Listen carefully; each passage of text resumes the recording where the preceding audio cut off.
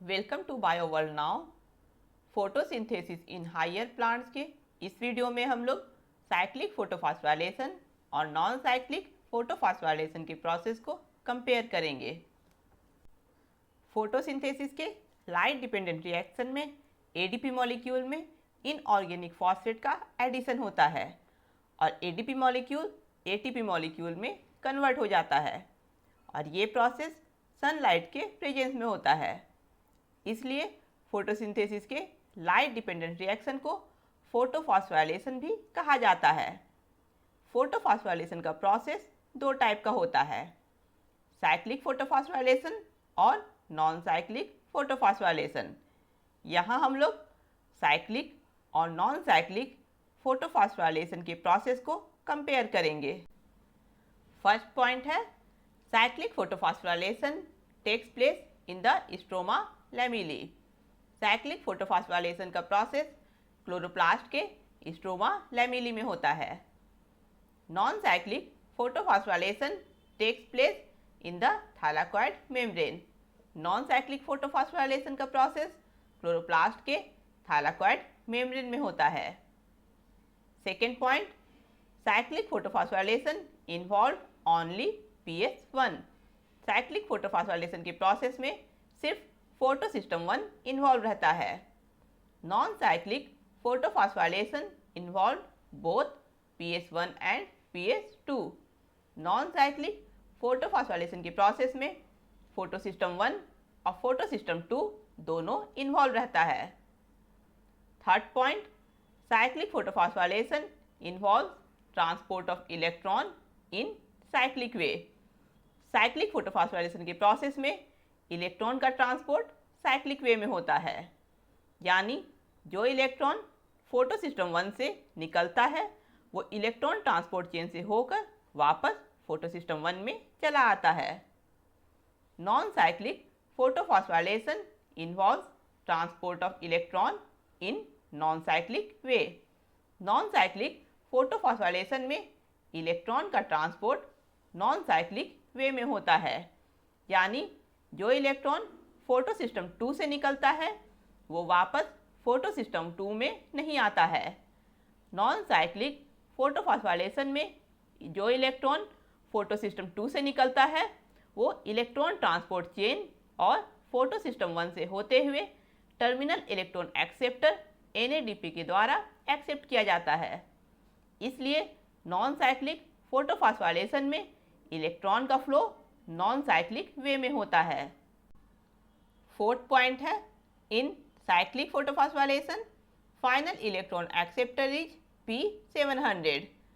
Cyclic photophosphorylation में final electron acceptor है P700, क्योंकि साइक्लिक फोटोफॉस्फोराइलेशन में सिर्फ फोटोसिस्टम 1 इन्वॉल्व रहता है। फोटोसिस्टम 1 के रिएक्शन सेंटर में P700 होता है। इसलिए साइक्लिक फोटोफॉस्फोराइलेशन में जब इलेक्ट्रॉन फोटोसिस्टम 1 से निकलता है और इलेक्ट्रॉन ट्रांसपोर्ट चेन से होकर वापस फोटोसिस्टम 1 में चला आता है तो इलेक्ट्रॉन फोटोसिस्टम 1 में प्रेजेंट P700 द्वारा एक्सेप्ट किया जाता है।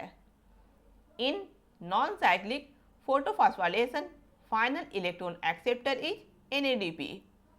नॉन साइक्लिक फोटोफॉस्फोराइलेशन में फाइनल इलेक्ट्रॉन एक्सेप्टर है NADP, यानी नॉन साइक्लिक फोटोफॉस्फोराइलेशन में जो इलेक्ट्रॉन फोटोसिस्टम 2 से निकलता है वो इलेक्ट्रॉन ट्रांसपोर्ट चेन और फोटोसिस्टम 1 से होते हुए लास्टली NADP के द्वारा एक्सेप्ट किया जाता है। Fifth point, in cyclic photophosphorylation external source of electron is not required.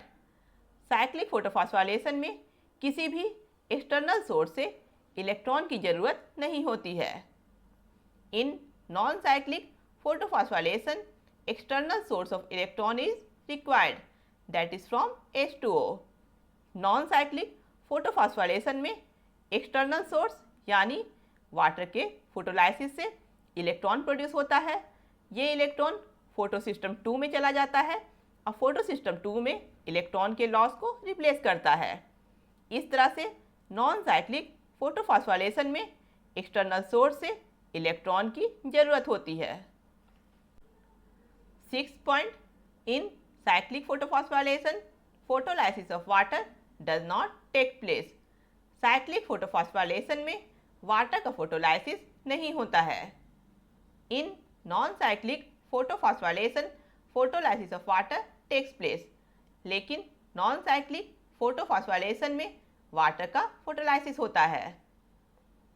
7th point, in cyclic photophosphorilation only ATP synthesized. Cyclic photophosphorylation में सिर्फ ATP का सिंथेसिस होता है. यहाँ NADPH का सिंथेसिस नहीं होता है. In non cyclic photophosphorylation ATP and NADPH synthesized. लेकिन नॉन साइक्लिक फोटोफॉस्फोराइलेशन में ATP और NADPH दोनों का ही सिंथेसिस होता है.